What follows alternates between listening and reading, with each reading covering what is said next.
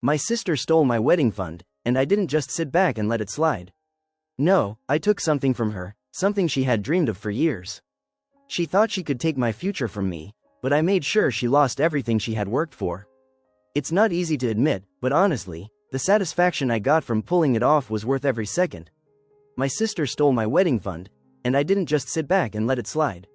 No, I took something from her, something she had dreamed of for years. She thought she could take my future from me, but I made sure she lost everything she had worked for. It's not easy to admit, but honestly, the satisfaction I got from pulling it off was worth every second. So, let me start from the beginning. Growing up, I always considered my sister to be my best friend. We were close, really close. In fact, I always thought that our relationship was different from most sisters. I was there for her through every high school heartbreak, every college failure, every small crisis. I supported her dreams, I cheered her on when she felt insecure, and I always made sure she knew I had her back, no matter what.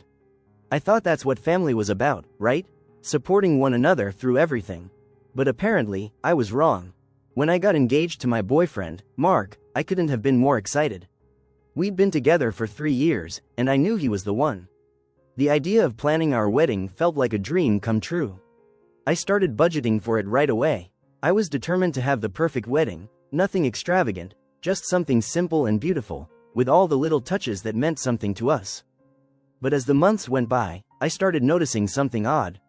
My sister, Mia, who had always been supportive, or so I thought, started showing a little too much interest in the wedding details. She would ask about the budget, what I was planning to spend on the venue, the dress, the catering. At first, I didn't think much of it. After all, she was my sister, and she was excited for me, right?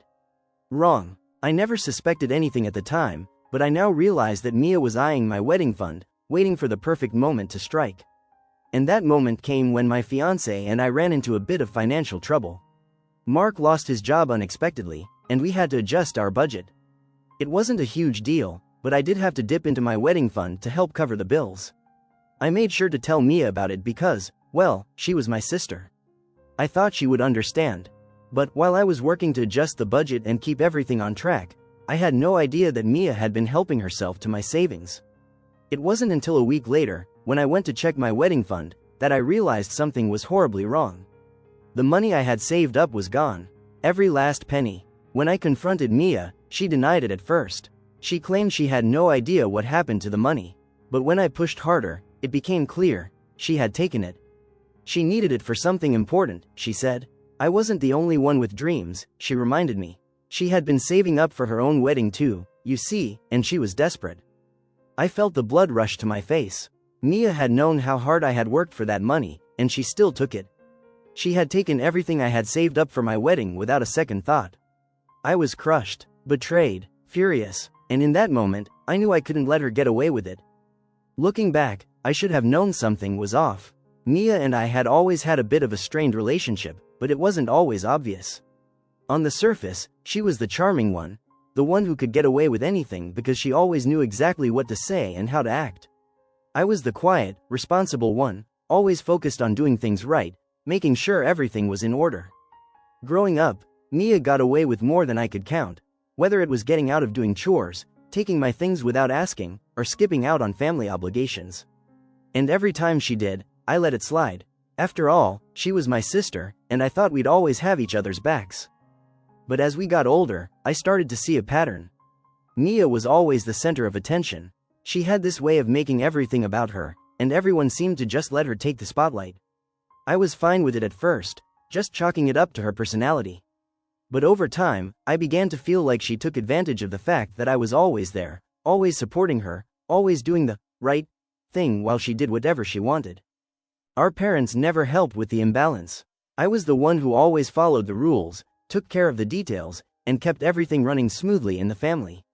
Mia, on the other hand, was the one who had the freedom to chase after whatever dream she had at the moment. And our parents seemed to think she could do no wrong. If I spoke up, I was seen as too serious or too hard on her. So I kept my frustration to myself, trying to be the bigger person. When I got engaged, I was hoping this would be the moment where everything would finally shift. This was my time, my wedding, but instead of being happy for me, Mia seemed to see it as an opportunity for her own benefit. She started inserting herself into every aspect of the planning, always offering suggestions, questioning my choices, and making little digs here and there about how her wedding would be even better. I didn't think much of it, though. Maybe she was just excited. But as the weeks went by, Mia started showing up uninvited to my dress fittings, to my meetings with the wedding planner, even to my dinner dates with Mark. It was like she couldn't bear to let me have anything for myself. And I let her. I always thought it was harmless, that she was just excited to be part of it all.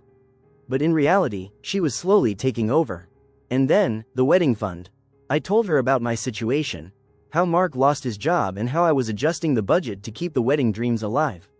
I never once thought that Mia would use that as an opportunity to take what was mine. I shared that information with her in good faith, thinking she'd be understanding. After all, we were sisters. But instead of offering to help, instead of being supportive, she saw it as an opportunity. I didn't know it at the time, but Mia had already been planning her own wedding in secret. She had been saving up for months, just like I had. The only difference was that she hadn't had to dip into her savings for bills like I had. She hadn't faced the financial struggles I was going through. When I found out that the money was missing, it felt like the floor had been pulled out from beneath me. Mia had crossed a line. She had used my trust to take something that wasn't just money, it was my future. It was my dream wedding. She had taken it all, and she wasn't even sorry about it. In fact, she had the nerve to justify it, telling me that she needed it more than I did. That her wedding was just as important as mine. That's when I realized something. Mia had never been the supportive sister I thought she was. She had been using me, and I had let it happen. She had always played the victim, and I had always been the one to pick up the pieces. But this time, I wasn't going to let her get away with it. I spent the next few days trying to figure out what to do. I wanted to confront her right away, to scream at her, to tell her how badly she had hurt me. But something stopped me. I realized that the best revenge wouldn't be to lash out in anger, it would be to take control. To make sure that Mia never thought she could walk all over me again. I had always been the quiet one, the one who kept her feelings inside. But now, I was going to make sure that Mia understood the consequences of betraying me, and that's when I started planning. As the days went by after Mia took my wedding fund, I became consumed with anger. But more than that, I was consumed with the idea of revenge. I knew I had to do something that would make her feel the sting of what she had done, something that would make her regret ever taking what wasn't hers. But I also knew I had to be smart about it. I couldn't just confront her directly. She was already playing the victim, and I didn't want to give her the satisfaction of seeing me crumble. No, I needed a plan. I began watching her closely. I knew that Mia's dream wedding was just as important to her as mine was to me. She had been talking about it for years, how it was going to be the most beautiful, most extravagant event. She had shared every detail with me, always comparing it to mine and claiming it would be better. That was the first thing that struck me. She wanted everything I had, including the life I was trying to build with Mark. The wedding, the life, the future. She wanted it all, and she had already proven she was willing to take it, even if it meant stealing from me. I started gathering information. I knew Mia had been planning her wedding in secret, which meant she had already saved up some money. I couldn't be sure exactly how much she had, but I knew it was significant. I also knew that the date for her wedding was approaching, and she was getting more and more excited. I watched as she posted pictures of her wedding plans on social media, showing off her dress, the venue, and everything else that came with it. Each time I saw one of those posts, my anger grew. But with that anger came clarity. I knew exactly what I needed to do. I began setting my plan in motion. The first step was simple. I needed to get my hands on the details of her wedding. Mia, always so confident and open about her life, had no idea that I was watching her every move. She would casually mention the wedding planner she was working with, the florist she had chosen, and the caterer. All I had to do was ask a few casual questions, pretending to be interested in her plans. It was easy. Mia had no idea I was gathering information for my own benefit. While she was busy talking about her dream wedding, I was researching and reaching out to every vendor she had mentioned. I made sure to keep it all under wraps, pretending like I was just excited for her. But behind the scenes, I was making sure that every vendor was as invested in my plan as I was. Then, I found out something crucial. Mia's wedding planner had been getting a bit too comfortable with her. He had mentioned in passing to one of my friends, who worked for the same company, that Mia was planning to use one of the most expensive venues in town, a venue that required a hefty deposit to secure the date. That deposit, I realized, was something Mia was counting on having. But what she didn't know was that I had already arranged for the venue's date to be blocked out under my name.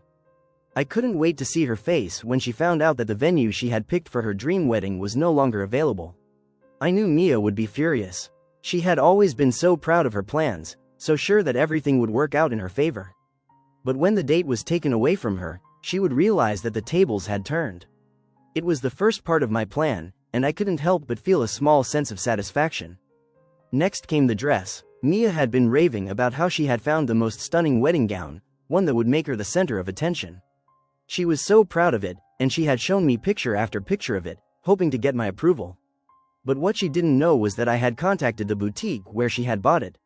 Using some careful maneuvering, I managed to have her dress altered in a way that would make it less than perfect, without her even knowing it. It wasn't a drastic change, just enough to make it noticeable. I knew she would try it on before the wedding, and when she did, I knew it would be too late. Mia would never be able to walk down the aisle in that dress the way she had imagined. She would see the alterations and realize that everything she had built for herself, all the plans she had made, were slipping through her fingers. While I was setting all of this up, Mia remained blissfully unaware. She had no idea I was working behind the scenes to unravel everything she had built for herself. She was still posting pictures, still gloating about her upcoming wedding, acting like everything was going perfectly. She thought she had everything under control. But the truth was, Mia had no idea how badly she had underestimated me. She had stolen from me, tried to take my happiness, and I wasn't going to let her get away with it. The revenge I was planning wasn't about destroying her life. It was about making her feel the same way I felt when I realized my wedding fund was gone. It was about showing her that no one gets to take something so precious without facing consequences. The day of Mia's wedding finally arrived, and the excitement in the air was palpable.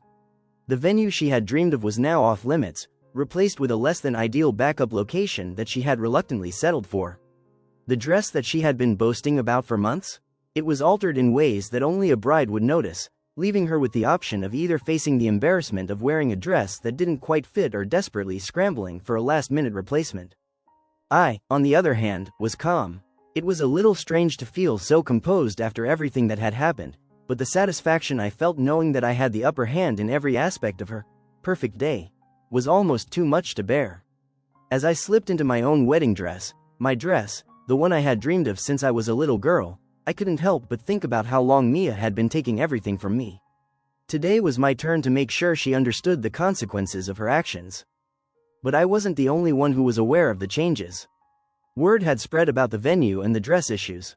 The guests, many of whom had been excited for Mia's grand day, were beginning to notice that everything wasn't as perfect as she had led them to believe. The mood started to shift.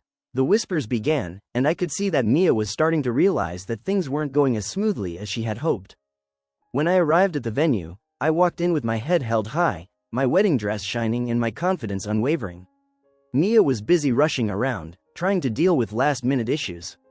I could see the panic in her eyes, the frustration that was beginning to creep in as she realized that the perfect wedding she had envisioned was slipping out of her control. It wasn't long before the moment I had been waiting for arrived. Mia, still in her altered dress, came up to me, her voice dripping with both anger and disbelief. "What did you do?" she hissed, her eyes wide with rage. "Why is my dress ruined? Why is my venue gone? I can't believe you did this to me." I stood there, calm as ever, staring her down.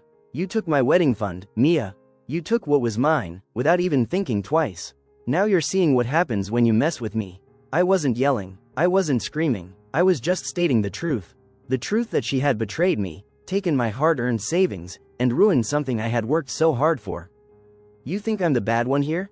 Mia spat, her voice trembling with both anger and fear. "You don't even care about me, do you? I'm your sister, and you've done this to me." I took a step closer to her, keeping my voice steady and composed. "You're right about one thing, Mia. You are my sister, but what you didn't understand is that family doesn't betray each other. You took from me, and now it's my turn. I'm not sorry for what I've done." The tension between us was palpable, and I could feel the eyes of the guests on us as they watched the exchange. Mia's mask of control was crumbling. She wasn't the confident, perfect bride anymore. She was just a woman whose plans had fallen apart. And I was the one who had made that happen. Mia tried to salvage what was left of her day, but it was too late. The damage was done. The guests were already talking about the venue debacle and the fact that her dress wasn't fitting properly. It was clear that her dream wedding was turning into a nightmare right before her eyes. And as the evening wore on, I could see that the anger in her eyes had shifted to something else: regret, humiliation, and panic. While Mia's wedding crumbled in front of her, I stood by my own.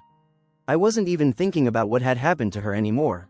My own day was unfolding just as I had hoped, with Mark by my side and a beautiful ceremony surrounded by family and friends who supported me. But Mia's fall from grace didn't end there. By the time her wedding ended in disaster, she had lost everything. The venue, the dress, the reputation she had spent so long building, it was all gone. She realized that I had taken her dreams and crushed them in a way that she could never recover from. I watched as she left the venue that night, humiliated, her wedding day ruined. I didn't feel bad for her. I didn't feel pity. I felt nothing but the satisfaction of knowing that Mia had finally learned what happens when you cross me. She had taken my future, and I had made sure she lost hers. The weeks that followed Mia's disastrous wedding were full of unexpected twists. What I hadn't anticipated was how much her downfall would affect the entire family.